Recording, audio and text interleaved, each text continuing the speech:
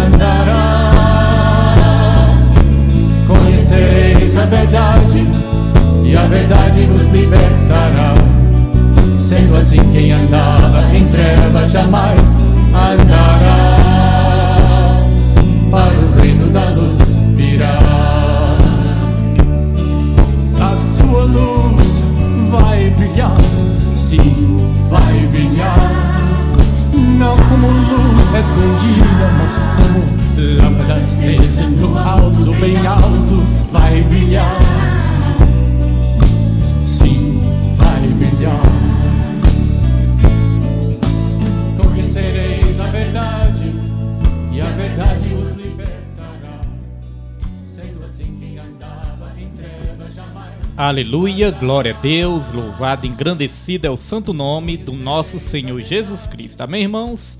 Quero a partir de agora, a partir deste momento, cumprimentar todos os irmãos com a santa e gloriosa paz do Senhor nessa noite abençoada, dia 5 de março de 2024. Aqui quem fala, Pastor William, do Ministério Segundo o Coração de Deus. E mais uma vez estamos aqui, irmãos, para louvar e para engrandecer o nome do Senhor Jesus. Amém, irmãos? Glória a Deus. Eu também serei luz, e assim sempre vou brilhar. Aleluia, irmãos. Estamos aqui mais uma vez para mais um estudo bíblico da Palavra do Senhor. Estudo bíblico de toda terça-feira. E hoje nós vamos estar na lição número 10. Glória a Deus, lição número 10. Que Deus abençoe a todos, que Deus abençoe sua vida, que Deus abençoe sua família grandemente, em nome de Jesus. Glória a Deus. Deus é fiel e poderoso nas nossas vidas. Já vamos estar dando início aqui a mais essa aula, e eu já vou colocar aí na sua tela, irmãos, o tema da lição de hoje e também o trimestre que nós estamos estudando.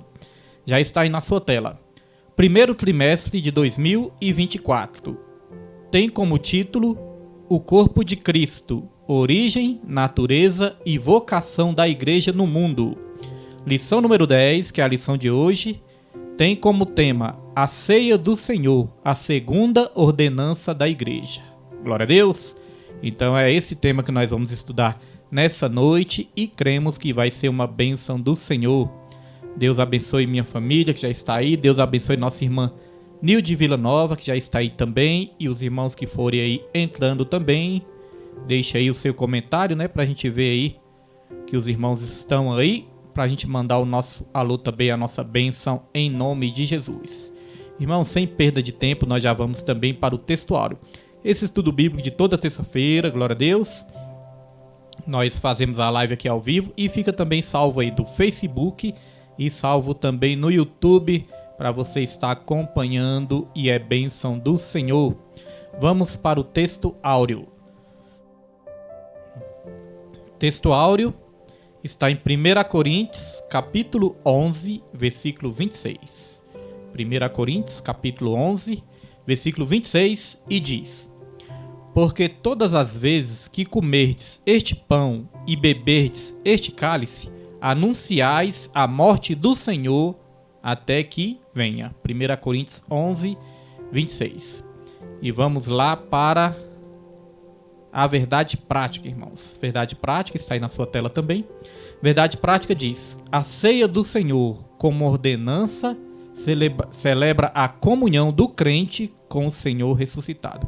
A ceia do Senhor, como uma ordenança, celebra a comunhão do crente com o Senhor ressuscitado. Vai um alô também para nossa irmã Liette, né? Irmã Liette e toda a família. Jesus abençoe em nome de Jesus Cristo. Vamos lá para a leitura bíblica. A leitura bíblica que você vai estar lendo na sua casa está em 1 Coríntios, capítulo 11, versículo 17 ao 34. 1 Coríntios 11, 17 ao 34. Glória a Deus. Vamos aí para a apresentação da lição. Essa lição tem 3 objetivos principais também.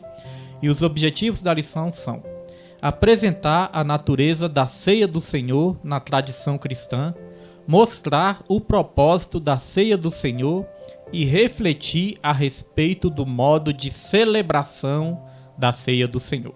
Glória a Deus! Então hoje o tema principal é esse, irmãos: a ceia do Senhor, a segunda ordenança de Cristo. Nós já aprendemos, né, que o batismo é a primeira ordenança, aprendemos na lição passada. Batismo a primeira ordenança e agora a ceia do Senhor como segunda ordenança de Cristo. Cristo deixou 2 ordenanças, irmãos, na nova aliança: o batismo e a ceia do Senhor. Glória a Deus! Dito isso, já podemos ir para a introdução.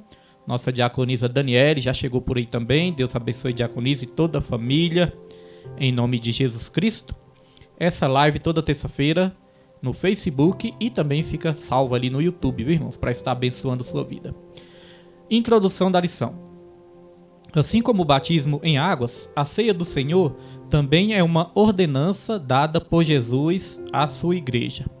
Ao longo da história, a igreja tem a ceia do Senhor como uma das celebrações mais significativas.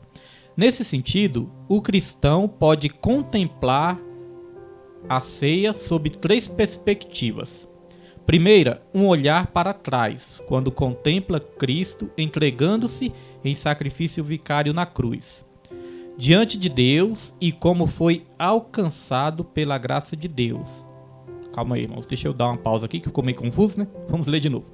Primeira, um olhar para trás, quando contempla Cristo entregando-se em sacrifício vicário na cruz. Segunda, eu pulei a segunda aqui, né? Segunda, um olhar para o presente, quando vê sua real condição diante de Deus e como foi alcançado pela graça de Deus. E terceira, um olhar para o futuro, quando mantém sua expectativa e esperança na segunda vinda de Cristo. Glória a Deus! Então, praticamente é isso nessa introdução, irmãos. Nós podemos olhar para a ceia do Senhor sobre 3 perspectivas. Podemos olhar na perspectiva do passado, na perspectiva do presente e sob a perspectiva do futuro. No passado é quando nós nos lembramos do sacrifício que Jesus fez por todos nós lá naquela cruz. Esse é o passado. No presente, nós lembramos no sentido de comunhão. Que Jesus ele está vivo, ele ressuscitou ao 3º dia, né? Ele está vivo e nós temos comunhão com ele e comunhão com o corpo também. Quando nós estamos na ceia do Senhor, nós temos que nos lembrar que nós somos o corpo de Cristo. Discernir o corpo. Isso é o que a palavra fala, né? Que aquele que come e bebe da ceia sem discernir o corpo, come e bebe indignamente, para a própria condenação. Então temos que discernir o corpo de Cristo. Isso é o presente. E também temos a perspectiva do futuro. A perspectiva do futuro é que Jesus, assim como ele veio sobre essa terra, ele morreu, ressuscitou, está à destra de Deus Pai, mas ele vai voltar também. Ele deixou a promessa de voltar para arrebatar a sua igreja. Essa é a perspectiva de futuro, glória a Deus, que tem a ceia do Senhor a nos lembrar. Porque a igreja nunca pode, irmãos, perder este foco. Perder o foco, né, da vinda do Senhor. Sempre nós temos que estar lembrando que o Senhor, assim como ele veio, ele vai voltar também para essa terra para arrebatar a sua igreja. Glória a Deus. Dito isso, já podemos prosseguir para o tópico 1. Tópico 1, já vou colocar aí na sua tela. Tópico 1. A natureza da ceia do Senhor na tradição cristã. Subtópico 1. Na tradição romana. Então nós vamos ver aqui, irmãos, a ceia do Senhor na tradição sobre a perspectiva da tradição cristã. Amém? Como que algumas linhas, né, cristãs entendem a Santa Ceia do Senhor. Olha só, subtópico 1, na tradição romana. O romanismo compreende de forma literal as expressões ditas por Jesus em referência aos elementos da ceia do Senhor. Isto é o meu corpo, Lucas 22, 19, né? E este cálice é o meu sangue. Assim, segundo esse entendimento, durante o cerimonial, os elementos da ceia se convertem no corpo e no sangue de Cristo. Esse ensino é conhecido como transubstanciação. Glória a Deus. Transubstanciação. Pastor William, o que é isso? O que é esse nome difícil? Irmãos, segundo o catolicismo romano, os irmãos sabem, né, que a igreja, no primeiro século, a igreja ela foi bastante influenciada pelo catolicismo romano, o romanismo, né, irmãos? Então, esse ensino, ele entendia, né, e ele ensinava que o pão e o suco, irmãos, se transformavam literalmente no corpo de Jesus. Quando era apresentado ali o corpo e o sangue, né, quando era apresentado, quando era consagrado, eles entendiam que o corpo e o sangue se transformava literalmente no corpo de Jesus, irmãos. Nós temos que entender que a Bíblia tem algumas linguagens. Algumas linguagens da Bíblia são linguagens figuradas, tem as linguagens figuradas e tem a linguagem também literal. Tem linguagens que são figuras, que são metáforas, que são parábolas, que são representações na Bíblia. Essa é a linguagem figurativa, é um símbolo, né? Uma representação. Mas existe a linguagem literal também. Literal é aquilo que é realmente. Por exemplo, quando eu falo este microfone é um microfone literalmente, né? Mas existe algumas linguagens que são figuradas. Por exemplo, Jesus ele disse, eu sou a porta. Jesus não disse isso, eu sou a porta. Isso não significa que Jesus ele é uma porta, não é verdade? Então a porta é uma figura. A porta é uma representação de Jesus. Então é a linguagem figurativa. Assim, quando a gente ora, né? Deus, me ajude a guardar a porta dos meus lábios. Não significa que tem uma porta na nossa boca, né, irmãos? Então é a linguagem figurativa. Agora, existe também a linguagem literal. Quando nós falamos assim, né? Quando Jesus ele esteve nessa terra aqui, né? E Jesus, ele falou, eu sou o Filho de Deus. Ele era literalmente, e é, né? Literalmente o Filho de Deus. Minha prima Cici já está aí também, né? Deus abençoe Cici, em nome de Jesus Cristo. E todos os irmãos aí que estão entrando. Glória a Deus. Então, irmãos, a doutrina, né? O catolicismo romano, eles criam nisso. Que quando era apresentado ali o pão, quando era apresentado o suco, ele se transformava literalmente no corpo de Cristo. Não é assim que nós cremos e nós vamos aprender aqui, né? Creio que já ficou bastante claro aí. Já podemos avançar para o subtópico 2, que já está aí na sua tela, subtópico 2. Subtópico 2, na tradição protestante. Primeiro, nós vimos como que o catolicismo romano, né, entende a ceia do Senhor, entende ali o pão e o suco, né? Agora nós vamos ver como que a tradição protestante entende a ceia do Senhor. Olha só. A tradição luterana diverge da católica quando nega que os elementos da ceia, o pão e o vinho, se tornem ou se convertam no corpo e no sangue de Cristo. Contudo, afirma que o corpo físico de Jesus está presente no pão da ceia. Esse entendimento luterano é denominado de consubstanciação. Como se vê, Lutero não conseguiu se desvencilhar por completo da tradição católica quando dá uma versão modificada da sua antiga crença. Então veja, né, só para relembrar, a tradição romana acreditava que o suco se transformava no sangue de Jesus e que o pão se transformava literalmente no corpo de Jesus, né? Assim eles entendiam. Lutero, ele não entendia que o vinho, né, se convertia no sangue de Jesus, mas ele entendia que o pão se transformava no corpo físico de Jesus. Então veja que mesmo Martinho Lutero, ele não conseguiu, né, se desvencilhar totalmente do ensino romano, do ensino do catolicismo romano. E quem foi Martinho Lutero? Só para lembrar, né, irmãos? Martinho Lutero foi um monge católico que ele começou ali a identificar vários erros na doutrina católica, e ali no ano de 1517, por volta do ano de 1517, ele se apartou da Igreja Católica, né, irmãos? Ele se desvencilhou da Igreja Católica, desse ensino católico. Ele fez 99 teses e ali ele pregou as 99 teses ali na porta do templo ali, né? Porque ele se desvencilhou desse ensino que era praticado na Igreja Católica, criando assim o protestantismo. É a reforma protestante que veio de Martinho Lutero. Por isso, né, que nós vamos ver daqui a pouco o ensino também. Deixa eu ver aqui. O Pedro, ele, meu filho, né, que faz aqui, acho que ele pulou uma parte aqui, irmãos. Então eu vou ler na lição que ainda tem um ensino luterano. Amém? Deixa eu ver aqui. É esse mesmo, ensino protestante, né? Que é um ensino também luterano que veio de Martinho Lutero. Está certo. Então, meus irmãos, veja que ele não desvencilhou totalmente disso, né? Ele achava que o suco não se transformava em sangue, mas que o pão, que o corpo de Cristo, o corpo físico de Jesus estava presente no pão da Santa Ceia. Então ele acreditava que o pão era o corpo de Cristo. E não é assim que nós entendemos, não.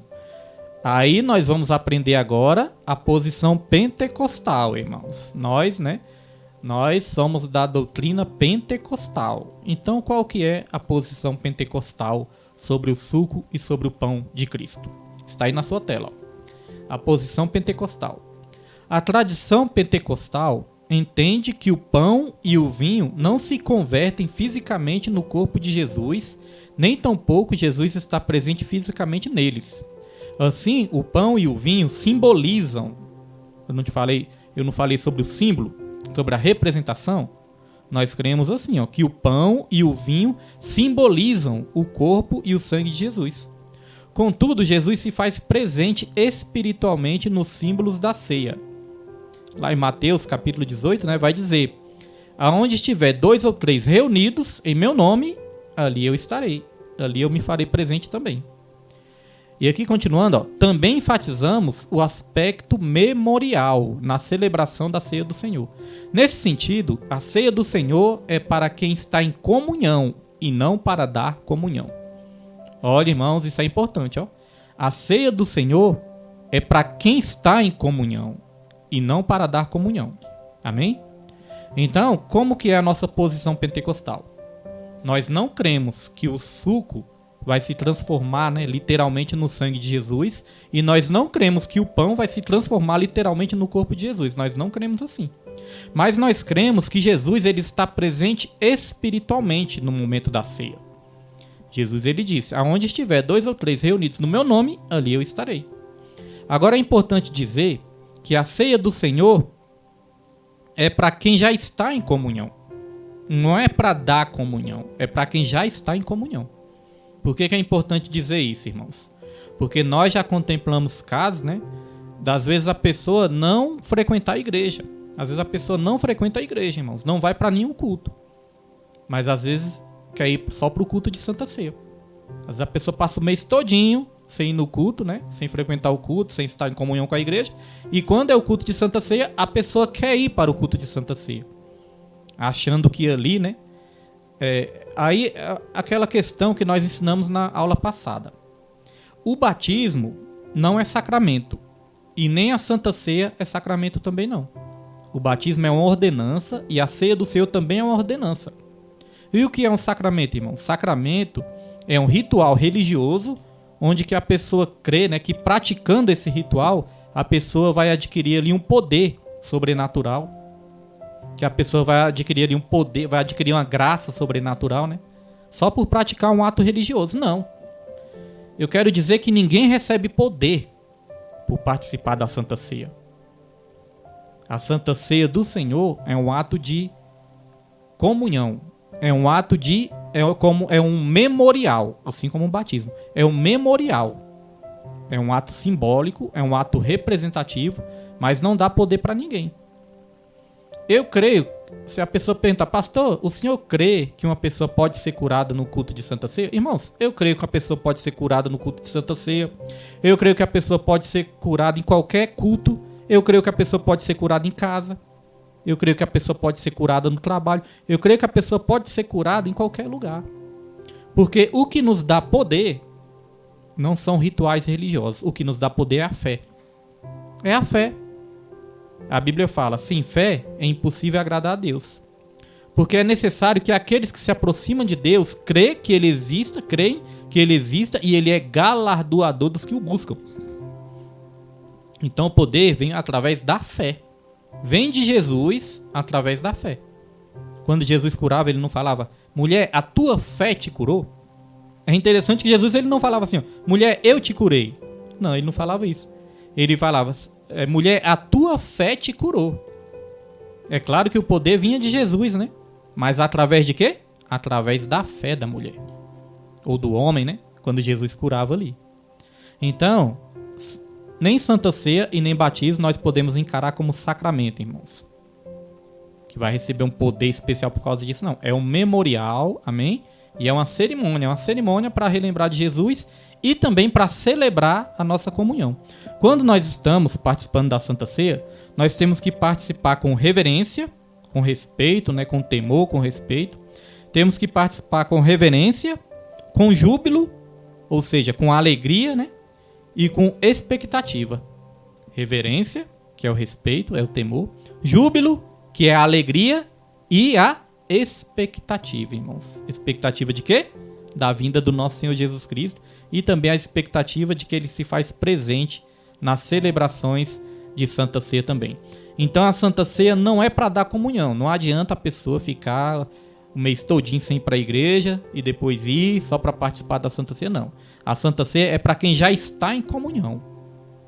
Para quem já se converteu a Jesus, para quem faz parte do corpo de Cristo, para quem está ali em comunhão com o irmão.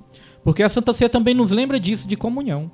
Irmãos, como que eu vou amar a quem não estou vendo, que é Deus, se eu não amar aquele que eu estou vendo, que é o meu próximo?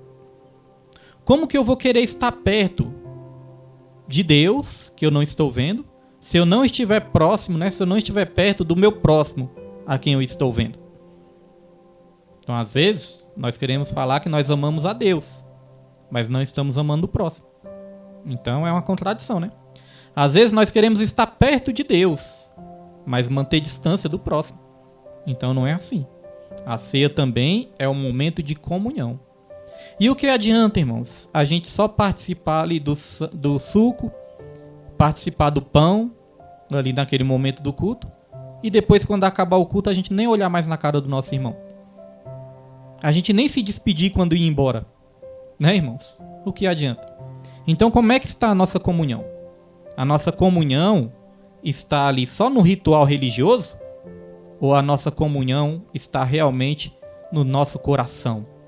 Ou a nossa comunhão realmente está ali em amar o próximo, participar da vida do próximo no sentido de saber como a pessoa está, se a pessoa está bem, se a pessoa está mal? Como que está a nossa comunhão, não é?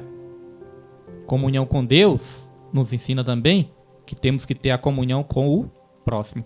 E a Bíblia fala que se nós fazermos parte ali do corpo e do sangue, sem ter comunhão, sem discernir o corpo de Jesus, nós estamos participando para a nossa própria condenação. E sobre a questão também, irmão, só para voltar aqui um pouquinho, sobre a questão das pessoas achar, do ensino romano, achar que o suco transforma em sangue e o pão transforma no corpo de Cristo, isso também tem um problema, né? Isso causa outro problema. Qual é o problema? É que quando Jesus ele instituiu a Santa Ceia do Senhor, porque foi o próprio Senhor Jesus Cristo que instituiu a Ceia do Senhor. Quando Jesus instituiu a Ceia do Senhor, ele estava presente. Ele estava presente, irmãos, corporalmente, né? Fisicamente. Quando ele deu o pão ali para os discípulos, né? Quando ele instituiu a Ceia do Senhor, ele estava presente também, né? Então não tinha como Jesus estar presente fisicamente e Jesus estar ali no pão também, né? Irmãos, presente fisicamente e presente ali no pão, como o corpo de Cristo no pão. Amém, irmãos? Nossa irmã Marlinda Almeida está aí também, né? Que Deus abençoe em nome de Jesus Cristo. Seja bem-vinda ao estudo bíblico da palavra. Então, dito isso, irmãos, nós já podemos avançar para o tópico 2. Tópico 2. Vemos aqui, né, no tópico passado a visão católica romana, a visão luterana, né, protestante, luterana, e a visão também pentecostal da Ceia do Senhor. Agora nós vamos aqui para o tópico 2. E o tópico 2 tem como título o propósito da Ceia do Senhor. O propósito da Ceia do Senhor. Subtópico 1. Celebrar a expiação de Cristo. Olha só, irmãos. Celebrar a expiação de Cristo. Ao escrever sobre a Ceia do Senhor, o apóstolo Paulo destacou como propósito dessa celebração anunciar a morte do Senhor. Nesse caso, a Ceia do Senhor aponta para o Calvário. Ela celebra a vitória de Cristo na cruz sobre o pecado, a morte e o diabo. Portanto, na Ceia do Senhor celebramos a vitória de Jesus na cruz, que também é a nossa vitória. Aqui eu quero trazer duas referências bíblicas, irmãos. Como nós falamos de comunhão, eu quero trazer uma referência aqui, né, de 1 Coríntios. Vou colocar aí na tela para os irmãos também. Deixa eu ver aqui, meus irmãos. 1 Coríntios, capítulo 1, versículo 17. Sobre a questão de comunhão. Diz assim, ó. Nisto, porém, que vou dizer-vos, não vos louvo, porquanto vos ajuntais não para melhor, senão para pior. Versículo 18. Porque, antes de tudo, ouço que quando vos ajuntais na igreja, há entre vós dissensões e em parte o creio. Olha só, então o apóstolo Paulo, ele estava aqui exortando a igreja que no momento da ceia do Senhor, as pessoas não estavam ali recebendo a aprovação de Deus. Na verdade, as pessoas estavam sendo reprovadas. Sabe por quê? Falta de comunhão. As pessoas estavam sendo reprovadas por falta de comunhão. Irmãos, como que era a ceia do Senhor no tempo ali dos Coríntios, né? Quando o apóstolo Paulo escreveu aquela carta aos Coríntios. A ceia do Senhor naquele tempo, ela tinha ali, irmãos, eles celebravam com um banquete. Eles celebravam com duas ceias, né? Uma ceia era o banquete e a outra ceia era o vinho e o pão. E ali, na igreja de Coríntios, existiam ali várias classes de pessoas, né? É como existe hoje em dia também, várias classes de pessoas. Existiam pessoas mais ricas e existiam pessoas mais pobres também. Então, como que era celebrada ali a ceia do Senhor? Os mais ricos, eles tinham ali mais poder aquisitivo, né? Então, os mais ricos, eles podiam chegar antes na igreja. Então, eles chegavam ali antes. Eles levavam ali mais comidas, né? Que eles tinham mais poder aquisitivo. Eles tinham mais condições de levar comidas ali. Então, eles chegavam antes, levavam as melhores refeições, as melhores comidas. Só que eles não esperavam os mais pobres chegar. E ali eles comiam primeiro. O apóstolo Paulo até exortou, né? Se você tem fome, come em casa. Então eles não estavam esperando uns pelos outros, irmãos. E ali os mais ricos comiam bem, comiam melhor e comiam muito. Enquanto muitos mais pobres às vezes nem comiam, saíam sem comer. Sem fazer a refeição ali. Então foi isso que Deus reprovou ali. A falta de pensar no próximo. Deus reprovou ali também que estava sendo feita acepção de pessoas e não estava tendo comunhão. Por isso que o apóstolo Paulo ensinou também, quando nós formos participar da ceia do Senhor, esperar uns pelos outros, irmãos. Então era assim a ceia na igreja de Coríntios. Então, o que isso representa nas nossas vidas, irmãos? Representa que nós não podemos pensar só em nós mesmos. Que nós temos que pensar no nosso próximo também e não fazer acepção de pessoas. A comunhão é nesse sentido, de esperar uns pelos outros. Então foi reprovado essa falta de comunhão. E aqui nós vamos trazer também sobre a questão da vitória na cruz. Aqui nós lemos, né? Colocar aí de novo para você nesse subtópico, que o propósito da ceia do Senhor também é nós olharmos para o Calvário, olhar para o que Cristo fez por nós lá naquela cruz e lembrar que Jesus ele venceu a morte, venceu o inferno, venceu o pecado, venceu o diabo, ele venceu por todos nós. E se ele venceu por todos nós, nós temos que lembrar que a vitória de Jesus também é a nossa vitória. E aí eu já quero colocar a próxima referência aqui, ó, para você ler aí na sua tela, que está em próxima referência, que está em Romanos, capítulo 8, versículo 37. Olha o que diz, Romanos 8, 37. Mas em todas estas coisas somos mais do que vencedores por aquele que nos amou. Eu gosto de uma tradução que diz assim, ó, em todas essas coisas nós somos mais do que vencedores por meio daquele que nos amou. Tá vendo, irmãos? A nossa vitória vem por meio de Jesus. A nossa vitória não vem no nosso próprio entendimento. A nossa vitória não vem por meio da força do nosso braço. A nossa vitória não vem por meio de outro homem, né, outro ser humano, igual a eu e a você. A nossa vitória não vem através de um político, através de coisas terrenas, não. A nossa vitória só é por meio de Jesus Cristo. E a ceia do Senhor também nos ajuda a nos lembrar disso. Nos lembrar que Jesus ele venceu e assim como ele venceu, nós vamos vencer também. Outra coisa que nós podemos lembrar é que a ceia do Senhor não perdoa pecados, irmãos. Às vezes a pessoa pensa assim, não, eu vou lá na igreja no dia da ceia, porque no dia da ceia eu vou tomar a ceia e aí todos os meus pecados serão perdoados. Não, não é a ceia que perdoa pecados. O pecado é perdoado quando há um verdadeiro arrependimento, quando há um genuíno arrependimento, e é Jesus Cristo que perdoa os nossos pecados. Não é o simples ato de você tomar a ceia que seus pecados vão estar todos perdoados, não. Às vezes parece óbvio falar isso, mas às vezes as pessoas confundem, irmãos.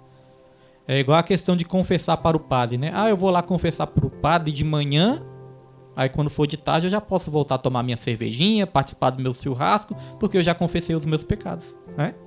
Então nós corremos o risco de muitas vezes ter essa visão também distorcida. Amém, irmãos? Então não é a ceia que tem poder para perdoar pecados, não. Pecados é através do arrependimento que nós somos perdoados. Amém? Nós falamos aqui de antiga crença também, como que os romanos criam antigamente, né? E muitas vezes, irmãos, nós temos uma resistência, né, daquilo que é novo.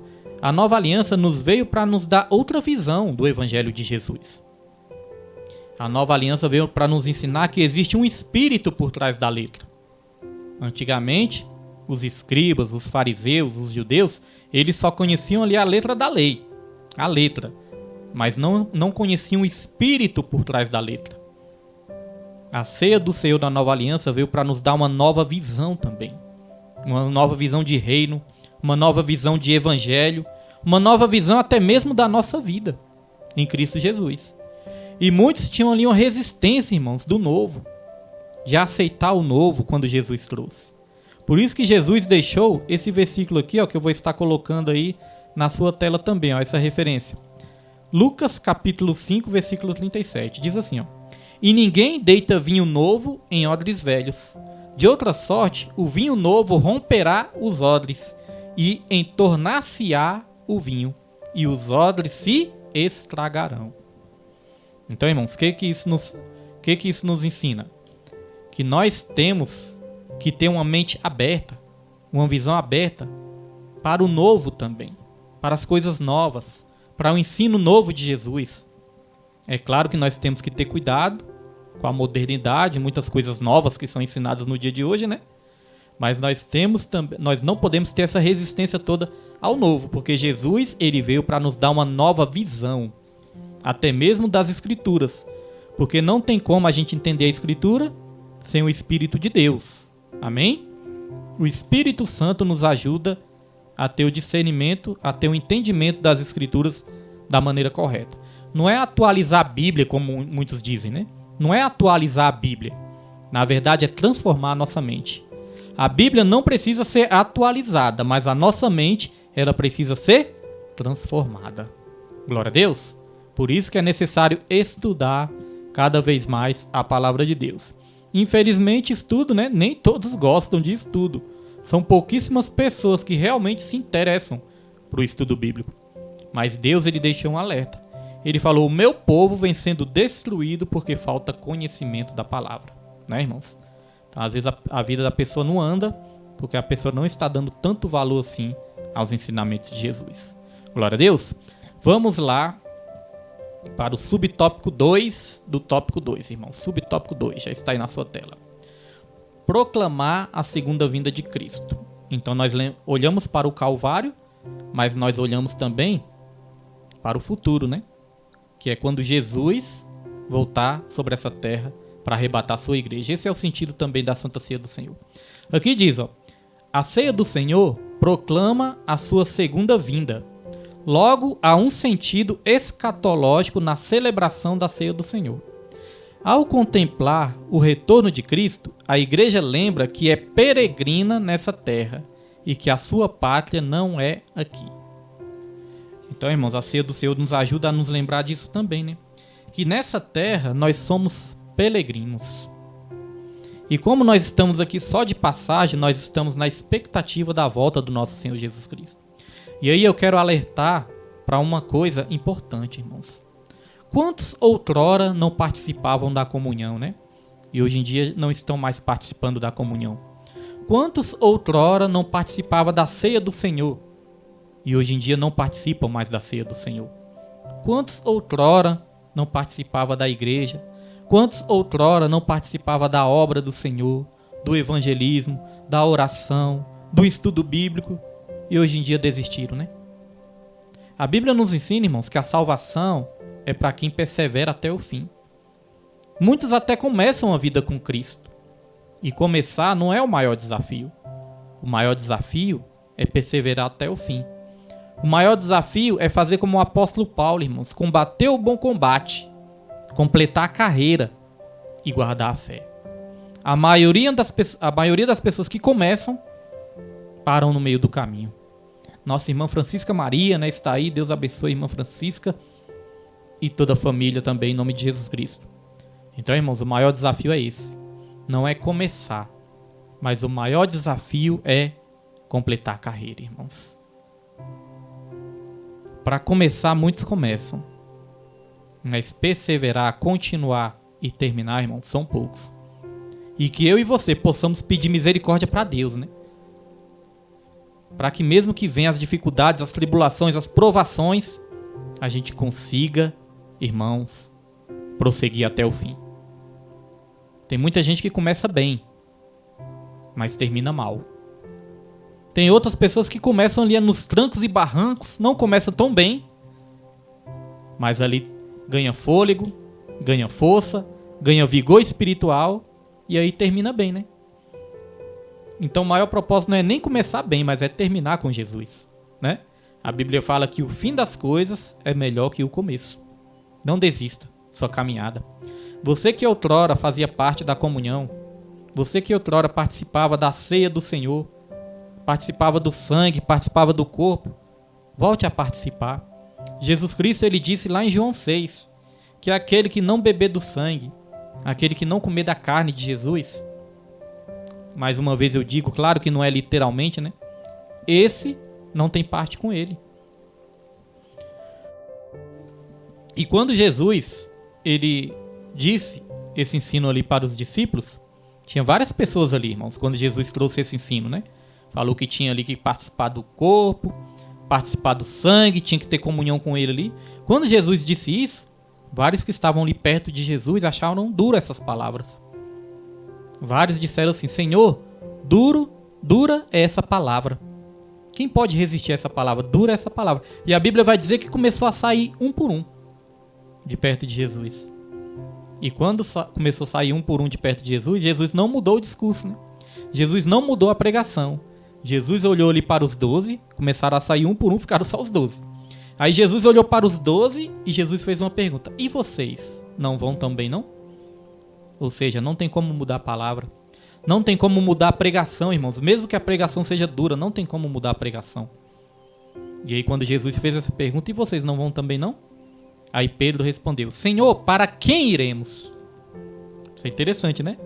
Pedro nem falou: Senhor, para onde nós iremos? Não, ele falou: Senhor, para quem iremos? Se é o Senhor que tem a palavra da vida eterna. E nós temos reconhecido e crido que o Senhor é o Cristo. Maravilhoso, né, irmãos? Então Pedro teve a visão certa. Mas mesmo ali no meio dos 12, nós vamos depois, né? Quando nós olhamos para as escrituras, nós vamos ver que depois Judas, né? Judas não prosseguiu até o final. Judas não resistiu até o final e acabou abandonando Jesus, acabou traindo Jesus. Então, irmãos, nessa caminhada, com esse relato que tem em João capítulo 6, nós podemos aprender que existem 3 tipos de pessoas. Aquelas que vão ouvir a palavra, vão achar a palavra dura e vão sair de perto de Jesus.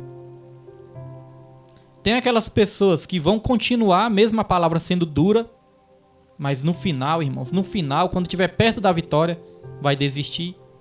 Muitas vezes vai negar Jesus, muitas vezes vai trair Jesus, igual Judas fez. Existe esse tipo de pessoa também. Mas existe também aquelas pessoas igual Pedro. Existem aquelas pessoas que mesmo passando dificuldade, mesmo passando provações, mesmo enfrentando lutas, existem aquelas pessoas que vão falar assim: Senhor, para quem nós iremos? Se é o Senhor que tem a palavra da vida eterna. E nós temos reconhecido e crido que o Senhor é o Cristo. Irmãos. Então essas pessoas vão reconhecer: a palavra é dura, mas eu não tenho para onde ir. Eu não tenho para quem ir. Quando Pedro falou: para quem iremos? Eu me lembro do que Jesus falou, né? Jesus ele disse: eu sou o caminho, a verdade e a vida. Ninguém vem ao Pai a não ser por mim. Por isso que Pedro disse isso: para quem iremos? Então nós não precisamos ir para um lugar, irmãos. Nós precisamos ir de encontro a uma pessoa. E essa pessoa é Jesus. Tem pessoas que estão perdidas ainda neste mundo. Não sabe o sentido da sua existência. Muitas vezes a pessoa pergunta: por que eu nasci? Da onde eu vim? Para onde eu vou? Qual o sentido da minha vida? Qual o sentido da minha existência? Muitos questionamentos, né? O que eu vou fazer da minha vida? Para onde eu vou? Mas a questão, irmãos, não é para onde você vai. A questão é para quem você vai. Você não vai em direção a um lugar. Você vai em direção a uma pessoa. E essa pessoa é Jesus Cristo. Amém? E nós nunca podemos abandonar Ele em nome de Jesus Cristo. Irmã Maria Alice, né? Está aí também. Jesus abençoe nossa levita Maria Alice em nome de Jesus Cristo. Amém? Vamos lá, irmãos. Subtópico 3. Subtópico 3 está aí na tela. Qual outro sentido, né, da ceia do Senhor? É celebrar a comunhão cristã. Celebrar a comunhão cristã. Uma das razões que levou o apóstolo Paulo a escrever a sua primeira carta aos Coríntios estava relacionada à questão de divisões entre os irmãos daquela igreja. Esse era um problema recorrente entre os coríntios e estava presente também durante a celebração da ceia do Senhor. Nesse sentido, alguns não esperavam pelos outros para celebrarem a ceia juntos. Quando há espírito de divisão, litígios e intrigas entre os crentes, a celebração da ceia do Senhor perde todo o sentido. É forte, né, irmãos? Isso é forte. Então, quando há divisão, quando há ali raiz de amargura, quando há mágoas no meio do corpo de Cristo também, a ceia do Senhor perde todo o sentido. Então, o que adianta eu tomar ali do suco? O que adianta eu comer do pão? Se eu tiver com mágoa no meu coração, se eu estiver sem liberar perdão para com meu irmão, Isso não agrada a Deus. Isso não agrada o Espírito Santo do Senhor. Por isso que a Bíblia fala que nós temos que nos examinar nós mesmos. Olha só que interessante, irmãos. A ceia do Senhor não nos ensina a gente examinar os outros, não. Ela ensina a nós nos examinarmos a nós mesmos. Nós não vamos ficar ali reparando quem tomou a ceia, quem não tomou, quem pode tomar, quem não pode tomar. Não. A Bíblia ensina que nós temos que examinar a nós mesmos.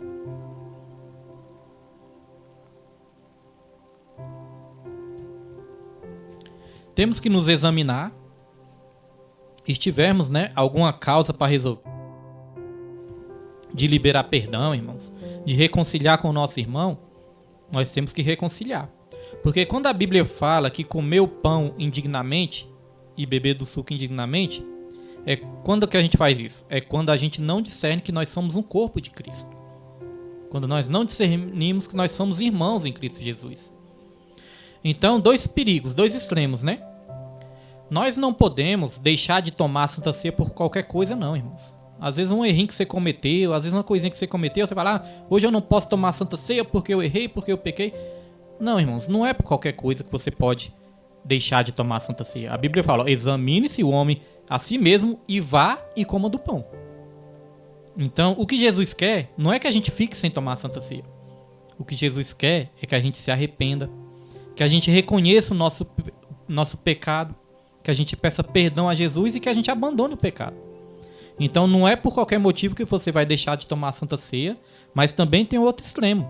Nós não podemos tomar a Santa Ceia de qualquer jeito também, irmãos?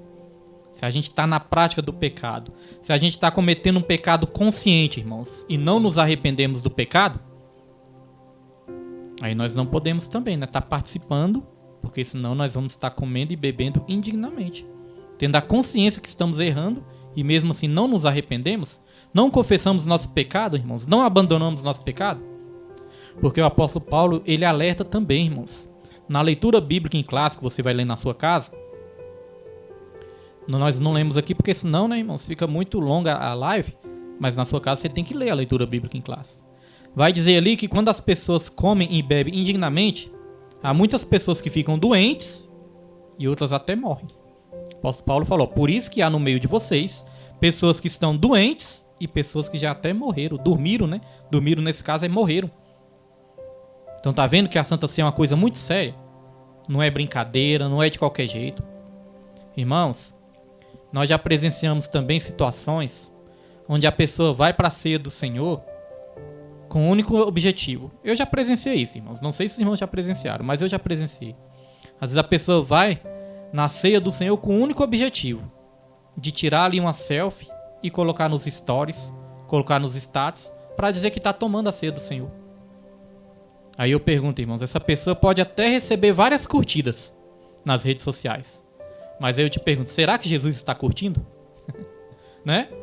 Muitas pessoas podem curtir. Agora eu pergunto, será que Jesus está curtindo isso? Então, irmãos, a ceia do Senhor é uma coisa séria. Pode trazer enfermidade física, emocional, sentimental, espiritual e até a morte espiritual. Então não é brincadeira, é coisa séria a ceia do Senhor. É uma representação, é um símbolo, sim, mas é um símbolo que tem uma representação muito forte e muito importante no mundo espiritual. Amém, irmãos? Glória a Deus. Louvado é o nome do Senhor. Então sempre lembrar da comunhão na ceia do Senhor também. Dito isso, já podemos avançar para o último tópico, viu, irmãos? Último tópico, já estamos encaminhando para o final. E o último tópico diz assim, o modo de celebração da ceia do Senhor. Subtópico 1. O que é participar indignamente? Já falamos um pouquinho, mas vamos aprofundar aqui mais um pouco. O que é participar indignamente? Concernente à celebração da ceia do Senhor, Paulo advertiu sobre o perigo de participar da ceia indignamente. Está relacionado ao modo ou maneira como os coríntios estavam comendo a ceia do Senhor de maneira desordenada, quando não esperavam uns pelos outros, de maneira indisciplinada, quando comiam mais do que de maneira acho que tem algum errinho aqui, irmãos? Quando comiam mais de maneira irreverente e quando se embriagavam. Então os coríntios estavam participando de uma maneira desordenada. Então não existia aquelas 3 coisas que eu falei. Reverência, que tem que existir. Reverência, júbilo e expectativa. Não existia nada disso. Eles estavam ali de forma desordenada e eles não estavam discernindo que eles eram um corpo. Não. Sabe por quê? Porque eles pensavam só neles mesmos. Eles pensavam, eu comendo aqui tá tudo certo. Meu irmão que se vire pra lá, né? Então, a ceia do Senhor estava perdendo também todo o sentido. Havia um sentimento ali também de egoísmo. Um sentimento egoísta. Onde muitos comiam muito e outros comiam pouco. Eles chegavam até a se embriagar. Aí muitos ficam na dúvida ali, né? Será que o vinho que eles tomavam era alcoólico ou não? Irmão, se a palavra fala que eles se embriagavam, né? É porque eles tomavam um vinho ali alcoólico, né, irmãos? É claro que nós ensinamos, né? Que tudo aquilo que pode nos fazer tropeçar tem que ser evitado, irmãos. Hoje em dia, né? Quem já teve problema com álcool não pode nem inventar isso, né? Então a Bíblia, ela condena a embriaguez. E eles se embriagavam. Então note que o egoísmo, a forma desordenada. Outra coisa interessante também, irmãos. Cada igreja adota, né, o seu procedimento ali na Santa Ceia do Senhor. Tem igrejas que celebram a Santa Ceia toda semana. Tem igrejas que celebram a Santa Ceia de mês em mês. E tem igreja que celebra a Santa Ceia de ano em ano. Tem algumas igrejas que celebram uma vez por ano. Uma vez por ano nós não achamos muito recomendável, não. Sabe por quê? Porque imagine, irmão, celebrar a Santa Ceia só uma vez por ano. Aí vamos supor que justamente nesse dia você está doente ou você está impossibilitado de participar da ceia. E aí? Você vai ter que esperar um ano depois, vai ter que esperar mais um ano para participar da ceia, né? Então cada igreja adota esse procedimento. Lá na nossa igreja, né, nós adotamos uma vez por mês, que é no último domingo do mês. Último domingo. E por que no domingo? Domingo é porque é o primeiro dia da semana, é o dia que lembra a ressurreição de Jesus. Amém? Por isso que nós fazemos dessa maneira. Glória a Deus. Dito isso, já podemos aqui avançar para o subtópico 2. Subtópico 2 já está aí na sua tela. Uma celebração reverente. Se em lugar de um advérbio que indica modo ou maneira, Paulo tivesse usado um adjetivo que indica estado, qualidade ou natureza, então ninguém poderia participar da ceia pelo fato de que ninguém é digno. Contudo, ninguém seja tentado em pensar que pelo fato de ser um pecador alcançado pela graça, pode participar da ceia vivendo deliberadamente em pecado. Se a simples maneira irreverente de celebrar a ceia atrai o juízo divino, o que dizer então de quem participa com pecados não confessados? Pecado não confessado atrai o juízo divino, irmãos. Então nós temos que ter o quê? O temor do Senhor, irmãos. Nós temos que entender que ninguém é digno de tomar a Santa Ceia do Senhor. Porque todos nós somos pecadores. O que nos torna digno de tomar é a graça de Deus. Nós podemos dizer que a Santa Ceia é o banquete da graça, irmãos. É a graça de Jesus, é o sangue dele, é o sacrifício dele que nos torna dignos de tomar a Santa Ceia do Senhor. Não é as nossas obras, não é a nossa bondade, não é o nosso bom comportamento, nada disso. A única dignidade que nós temos é reconhecer que não somos dignos, né? Que é Jesus que nos torna dignos através das virtudes dele, através do sacrifício dele. Mas isso também não é pretexto para a gente tomar de qualquer jeito, não. Está em pecado, né? Consciente, deliberadamente, e mesmo assim tomar. Nós temos que ter um temor, irmãos. Separei aqui um versículo, né? Que eu vou estar colocando aí na tela para os irmãos. Esse versículo está em Jó 28, versículo 28, que diz assim, ó. E disse ao homem, eis que o temor do Senhor é a sabedoria, e apartar-se do mal é a inteligência. O temor do Senhor é a sabedoria, e afastar-se do mal, apartar-se do mal é a inteligência. Ou é o entendimento, né? Dependendo aí da tradução. O temor do Senhor, irmãos. A Bíblia fala que o temor do Senhor é o princípio da sabedoria. Então tudo começa com isso, temer a Deus. Se nós não tememos a Deus, nós nem começamos a ser sábios. Então às vezes nós se achamos sábios, às vezes nós até nos declaramos sábios, mas se a gente não tiver o temor do Senhor, nós nem começamos a ser sábio. Porque o temor do Senhor é o princípio da sabedoria. Glória a Deus. Dito isso, já podemos ir para o nosso último subtópico, e aí vamos estar encerrando esse estudo para a glória e para a honra do Senhor. Glória a Deus. Vamos lá, irmãos. Celebração festiva. Último subtópico, celebração festiva. A ceia do Senhor celebra a morte e ressurreição de Jesus, e não o seu funeral. Isso é forte, né? A ceia celebra o Cristo que morreu, mas que ressuscitou. Deve, portanto, ser uma celebração reverente, contudo festiva. Nosso Redentor vive e por isso devemos demonstrar isso na celebração da ceia do Senhor. Nela, portanto, deve haver um ambiente de reverência e ao mesmo tempo de abundante alegria. Irmãos, olha só o que a palavra do Senhor nos ensina. Olha como que a palavra do Senhor nos ensina a nós nos apresentarmos a Ele. Olha, Salmo 100, versículo 1. Celebrai com júbilo ao Senhor todas as terras. Olha, irmãos, celebrai com júbilo. Ou seja, celebrai com alegria ao Senhor todas as terras. Tem uma tradução que vai dizer assim, ó, se apresente ao Senhor com alegria. Irmãos, quando nós celebramos a ceia do Senhor, nós estamos celebrando a ressurreição de Jesus, não o seu funeral. Amém? A ressurreição e não o funeral de Jesus. Então a ceia do Senhor tem que ser com reverência, tem que ser com respeito, mas tem que ser com alegria também, irmãos. E não somente na ceia do Senhor. Todos os cultos, nós temos que cultuar com alegria. Ah, pastor William, mas o senhor não sabe da minha situação. Irmãos, a nossa alegria não depende da nossa situação. A nossa alegria depende de Cristo. A nossa alegria depende de Jesus. Você não precisa depender da sua situação para ser alegre. Você precisa depender de Jesus. A Bíblia fala do fruto do Espírito. E o fruto do Espírito fala da alegria. Amor, alegria, paz. O fruto do Espírito é a alegria. Irmãos, todas as igrejas, nós como igreja, quando nós formos para a igreja, nós não podemos chegar na igreja, irmãos, isso não é legal, isso é triste. Nós não podemos chegar na igreja, irmãos, com cara de velório, não. Chegar na igreja com aquela tristeza, com aquela cara amarrada, com aquela cara emburrada, não, irmãos. Sabe por quê? Isso vai trazer peso para o ambiente. Todos nós, do pastor aos congregantes, todos nós, todo o corpo de Cristo. Se a gente chegar ali com aquela tristeza, com a cara amarrada, com a cara emburrada, isso vai trazer o quê, irmãos? Peso para o ambiente. O ambiente de adoração tem que ser um ambiente de amor, tem que ser um ambiente de alegria, mesmo quando enfrentarmos dificuldades, irmãos.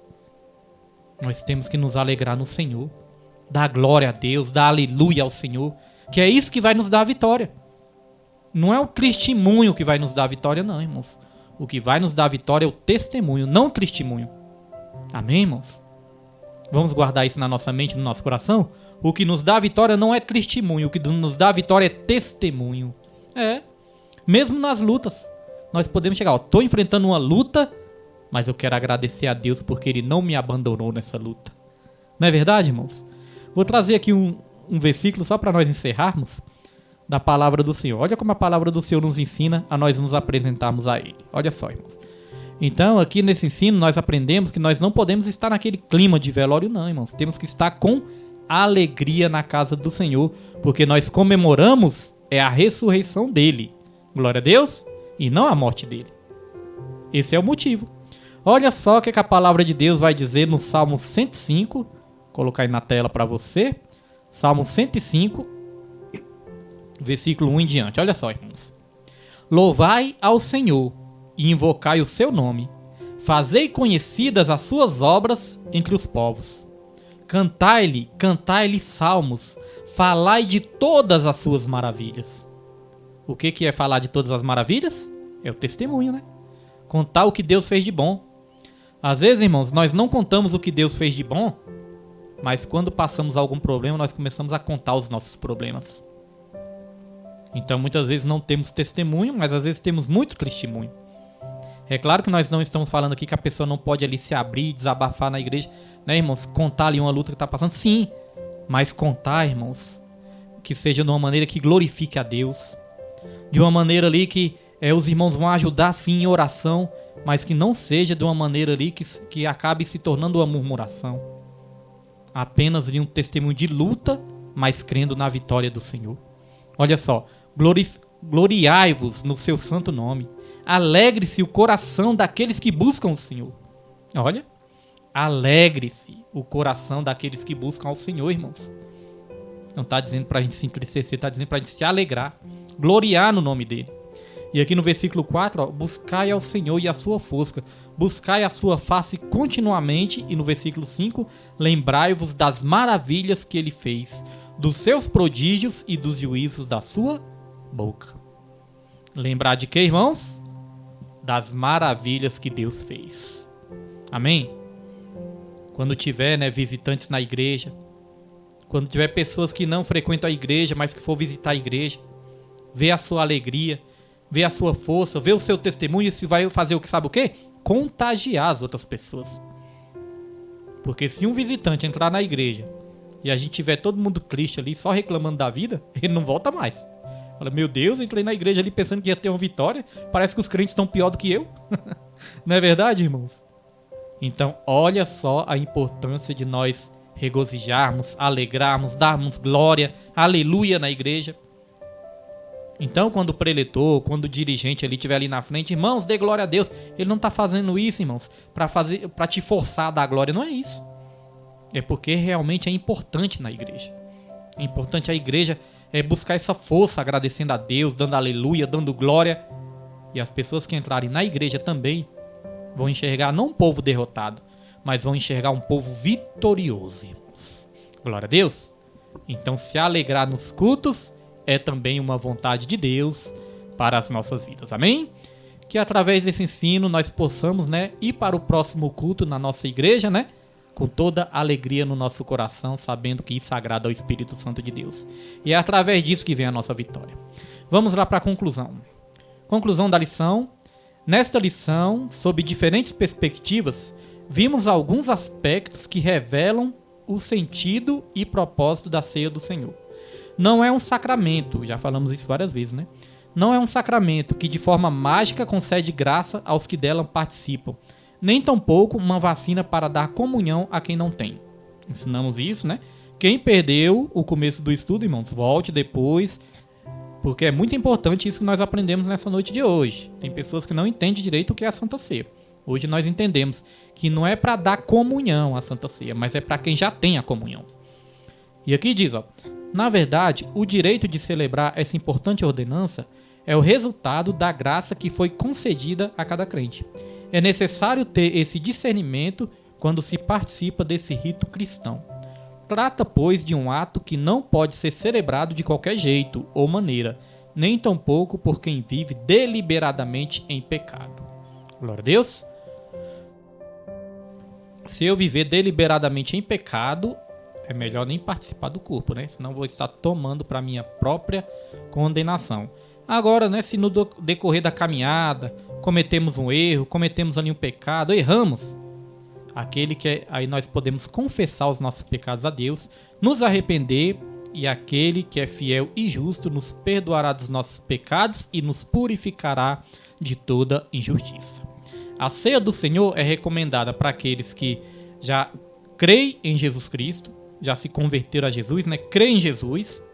É recomendado também que a pessoa congregue, A pessoa tenha ali uma congregação, um lugar, até para aprender o que significa mais a Santa Ceia do Senhor também. Congregue num lugar, faça parte do corpo, faça parte do ministério, E recomendamos também que a pessoa se batize, que a pessoa seja batizada para fazer parte do corpo de Cristo, amém? Então, se está faltando algo para você fazer parte do corpo de Cristo também, saiba que a vontade de Jesus é que você participe tanto do batismo como da ceia do Senhor também, até que Jesus venha para arrebatar a sua igreja. Amém, irmãos? Glória a Deus. Aleluia. Então, este foi o estudo dessa noite. Amém?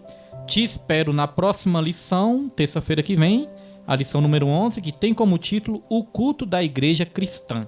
Amém? Esses estudos bíblicos são a bênção do Senhor, Como eu falei, irmãos, nem todos gostam do ensino bíblico, mas se você gosta do ensino, se você acompanha o ensino bíblico, se sinta um bem-aventurado, porque isso só tem a acrescentar na nossa vida espiritual. Não é perda de tempo, é um investimento na sua vida. Amém? Não é perda de tempo, é um investimento na sua vida. Certa vez eu ouvi isso, falou: pastor, eu não tenho tempo para ficar 1 hora ali na live, assistindo a live, assistindo o estudo, eu não tenho tempo. E aí, irmãos, eu me lembrei de algo, que eu aprendi. Nós sempre vamos ter tempo para aquilo que nós achamos mais importante nas nossas vidas. Se eu não achar o estudo importante, realmente eu não vou separar tempo para isso. Amém? Glória a Deus. Dito isso, quero agradecer pela presença de todos. Amém?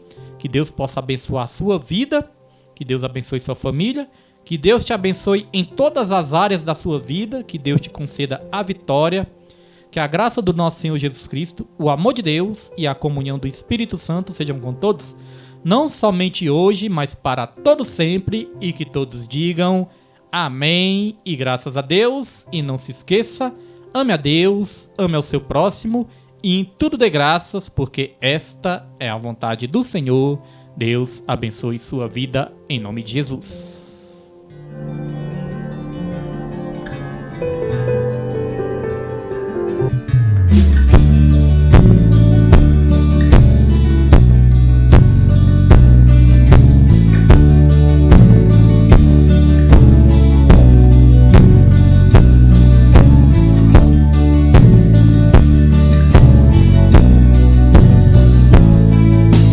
Conhecereis a verdade, e a verdade vos libertará.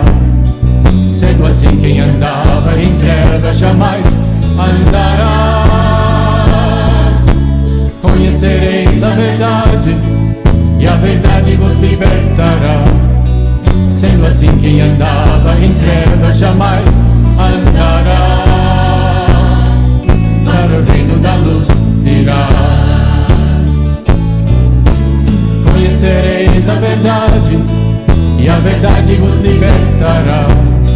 Sendo assim, quem andava em trevas jamais andará. Conhecereis a verdade, e a verdade vos libertará. Sendo assim, quem andava em trevas jamais andará.